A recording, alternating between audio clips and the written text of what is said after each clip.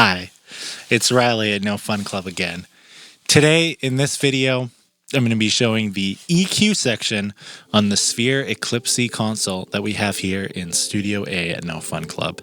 So in this video, I'm going to be showing drums through the EQ, snare, kick, and a mono front of kit mic.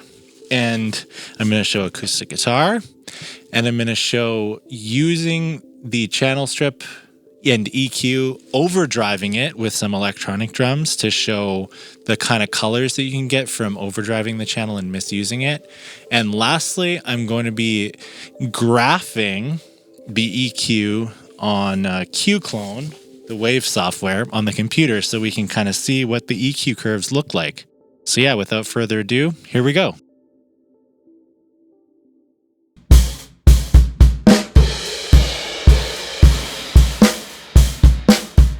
Okay, so here's what I'm going to use for the first demonstration of this EQ.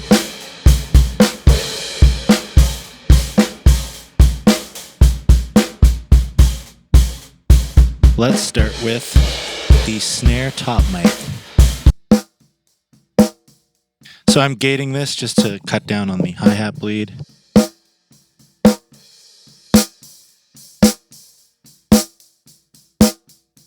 There's a little bit of top end. And I'll do a boost at 100.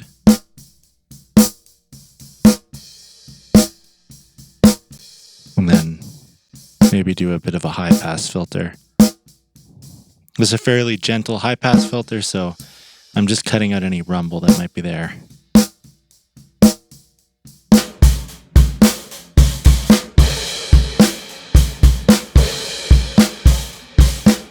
And off.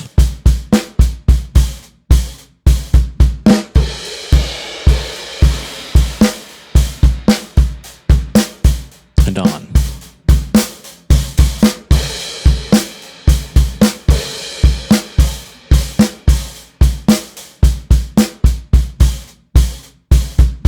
Off again.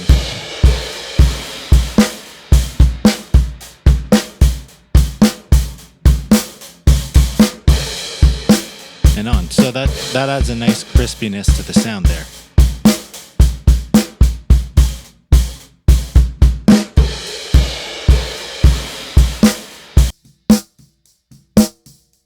Here's on soloed.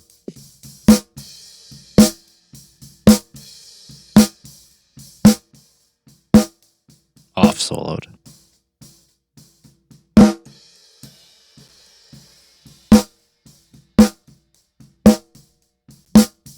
On. Okay, that's the snare. And now we have a kick in mic. This is what it sounds like on its own.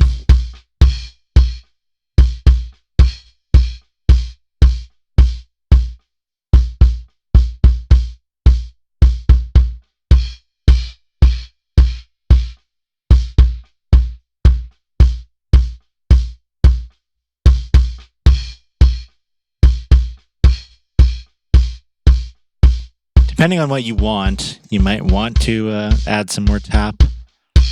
Let's say we're trying to get rid of that.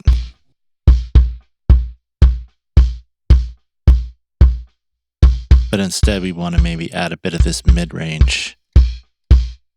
Yeah, there's a tap from the mid-range.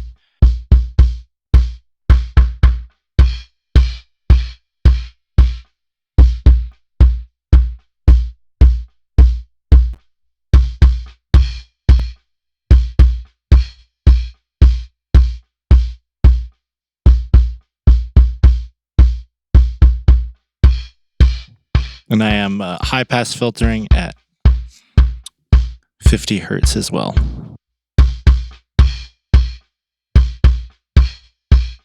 Just to clean up a little rumble, because I'm also boosting at 50. Almost like a Pultec type of thing. It creates a curve where you're getting a gentle lift towards 50, and then under 50 you're getting a gentle cut. So here's with it, without.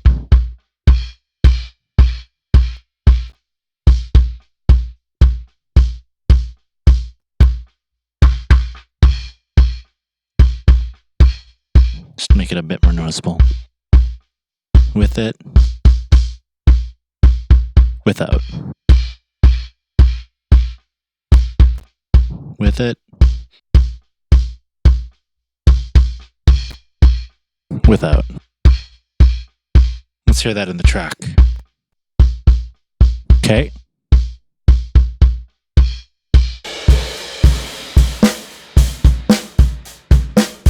With it.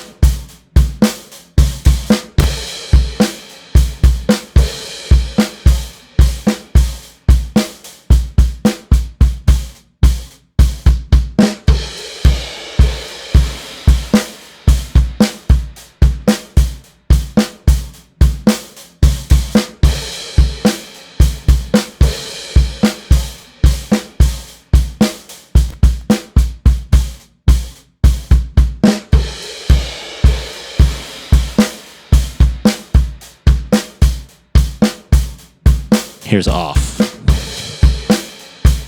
Alright, so it's tightening it up. Here's with it on again.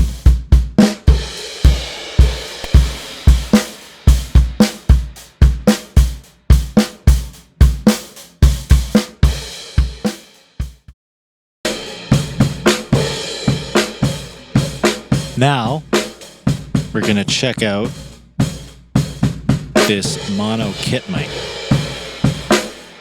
because here's where we can really hear a big change in sounds.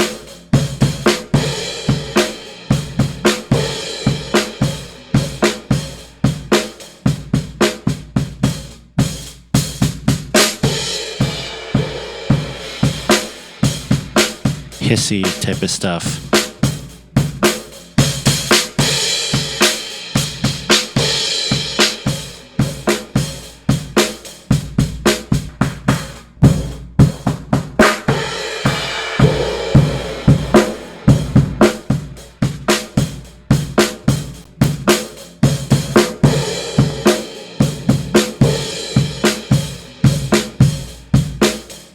To really do a drum mic like this justice, if you were trying to use this as your only mic, you'd probably want to be able to go in with something a little more surgical than this.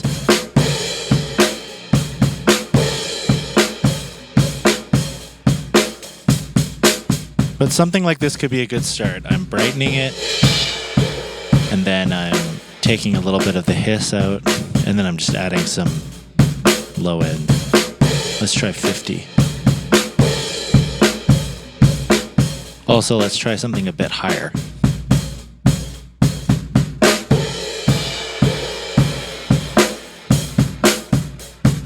Okay, so here's with it.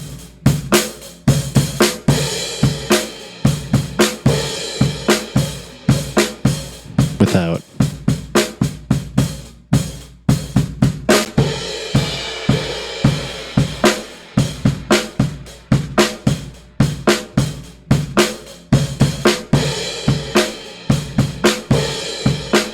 With it.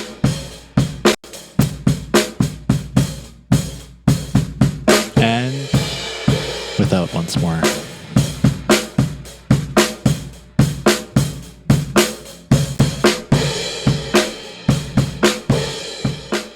All right, so that was the EQ on drums. Now, let's see it on acoustic guitar.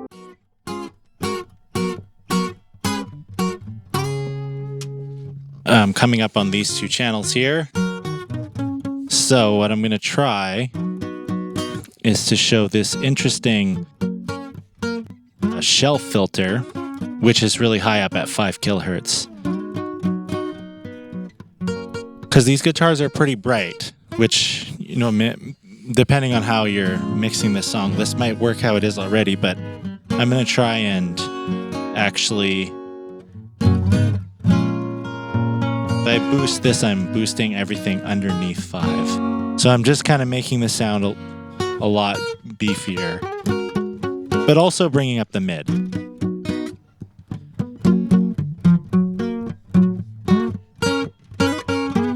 And let's try emphasizing the low end too.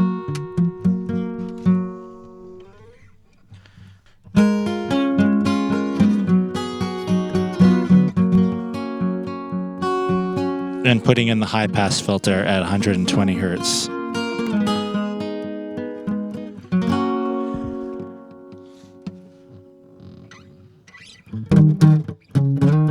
And let's add a bit more air in.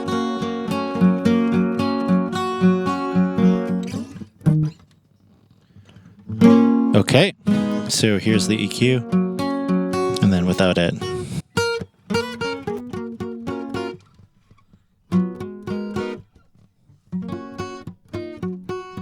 EQ back on.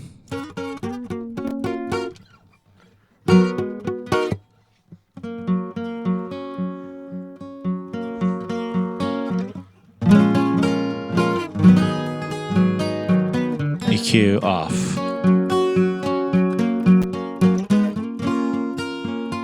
Back on.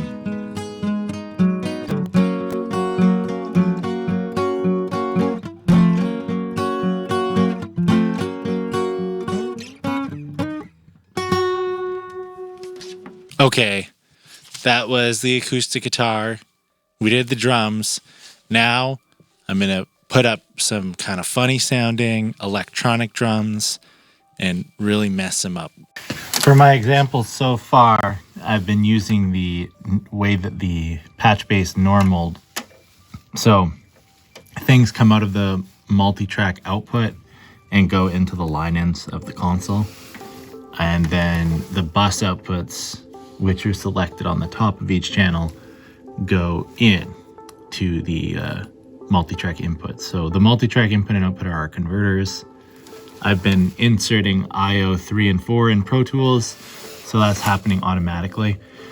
What I'm going to try now is we're going to try some overdriving of the EQs and also the mic pre's. So I'm going to be plugging the multi-track output into the Sphere mic inputs right here, and then we'll do some more testing.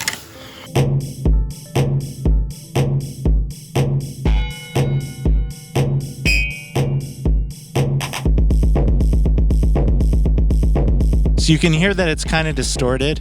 I'm going to switch over to the line inputs so you can hear this is what it sounds like without any processing. So we're getting some distortion from the mic preamp already, which sounds kind of cool.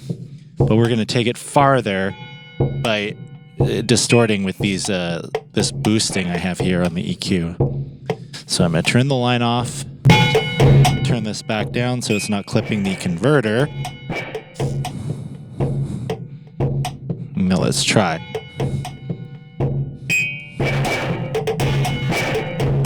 Can you hear I'm really pushing the lows?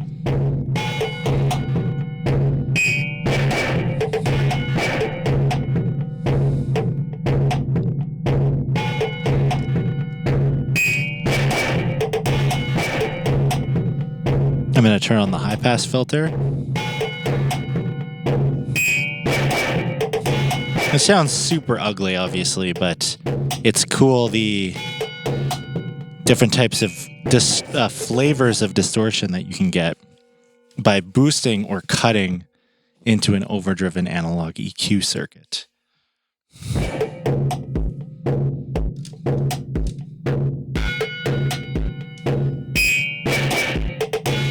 I'm going to try and cut some of the highs.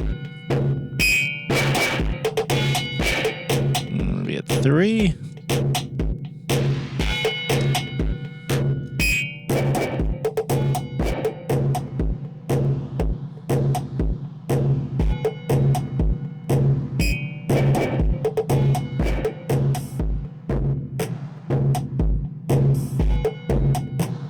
Now it's kind of a woolly, warm distortion.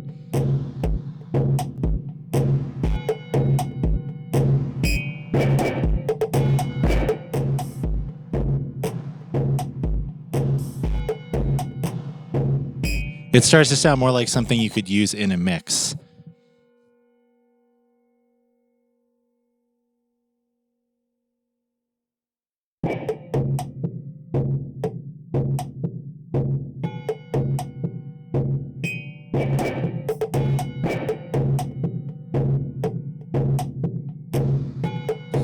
And back to,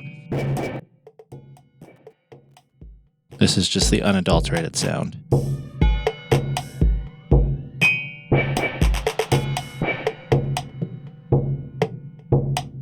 Let's give our ears a break, go into this Q-Clone software, and map out some of these EQ curves. Now I'm going to show visually with Q-Clone what the EQ curves of the Sphere EQ look like. So Q-Clone is software for basically taking a snapshot of an EQ. You can do it with a digital EQ, but it was made to be used with hardware so that if you're leaving the studio, you can just take a snapshot of what it's doing. So I'm not going to go through every single possible shape here, but I'm going to show some. So starting on the high band, well, even if we just go through here, you can see for each one in the high band, we have a shelf, and then we have a boost or cut with a tight Q, and a boost or cut with a wider Q. And it's like that for every frequency that they give us. So 12,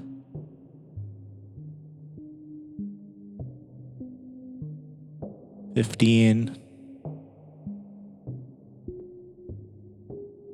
15 only has a boost. That's interesting. So that's just like an air boost kind of thing.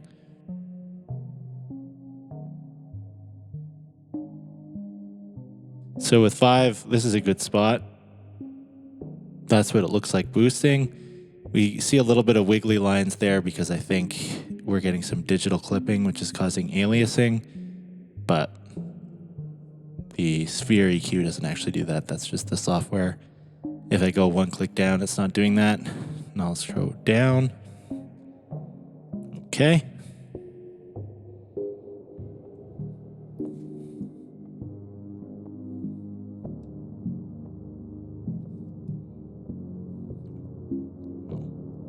We don't have a tight Q for 5. Let's see one of the tight Qs. 7 kilohertz boost and cut. The tight Q. So, and for reference, that's not that tight of a Q compared to what you get with a digital EQ, but it is tighter than this one.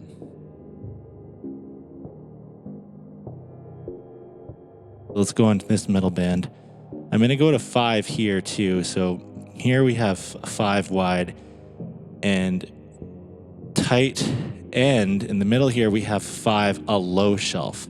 So it's interesting because it's a 5 kilohertz low shelf. So what we get if we do that is like, it's just this extreme brightening or darkening because you're starting from a high point. So that's kind of a fairly unique feature of this EQ, that it has a low shelf way up at 5 kilohertz. I like that. It's great to use almost like a tilt filter. And then we have this. And let's see. So these look the same, the picture. The high one for 5 hertz, or 5 kilohertz rather, actually looks quite a bit tighter than this one. Yeah, that's wider. Let's see the tight here. So yes, these look fairly equivalent to me. Interesting. What is there anything else here? So we have same thing. Shelf, tight, wide, shelf. So 1.5, that's 1500 hertz, right in the middle there. It's a useful frequency.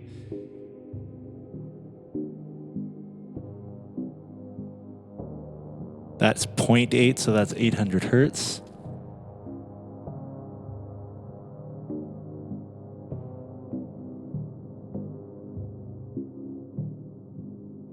So going on to the low band, we have 800 hertz here too, labeled as such. That's 1.5K. So another high, it's a low shelf with a high frequency point. Useful to use sort of like a tilt filter. You can just make it really a lot darker or a lot brighter, depending which way you go. On the low band, if you notice, there is no tight Q bands, so all the peaking bands are just wide, which makes sense for the low. If you need to do a tight cut, you can use the computer, or you can use one of the other tight EQs like the GML.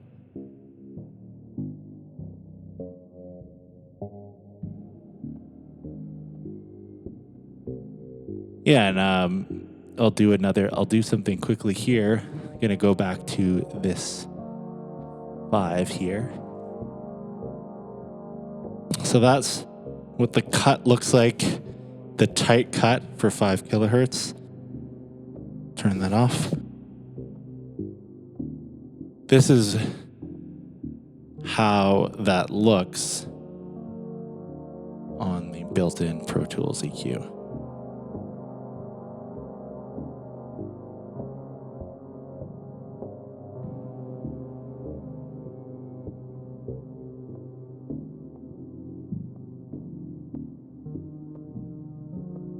And it seems like we have around 12 dBs of cut on the Sphere EQ.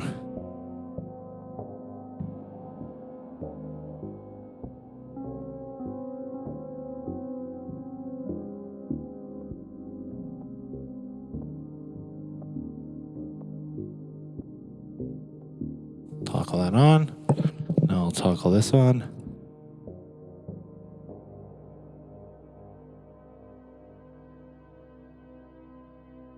So the tight filter on the Sphere is pretty close to just like the normal on the Avid one. So as you can see, we can go way tighter with the digital EQ. So, but that's not really what I would use the Sphere EQ for. I mean, if you have a console EQ, that's your kind of like tone shaping thing. If when you're tracking and doing a tracking session, you hear some really bad resonances, you know, probably want to fix that in the tracking. Though it can be useful to have a tighter Q on hand, which is why we have other EQs around here. Now, also what's interesting is this console has a 1-pole filter or a 6 dB per octave filter, which is sort of unusual. I think most consoles are around 12. And to demonstrate that, toggle this on, turn on the same filter in Pro Tools.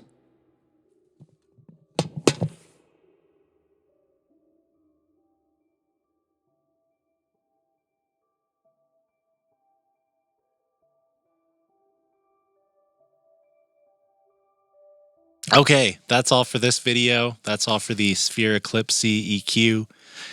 This board's actually been modified recently, and it's a little different now, so maybe I'll do another in-depth video about it someday again, kind of redo the first one.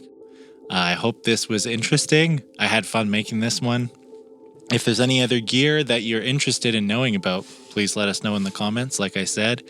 If you do like these videos, definitely like and subscribe to our videos and channel, because we're busy here, but we do love making these videos. So having the encouragement and knowing what we should make videos about, it really helps us, and it helps me to be like, okay, I'm going to make this video now. I know people want to see. So yeah, hope to see you all out there. Hope you can come into the studio sometime. Goodbye.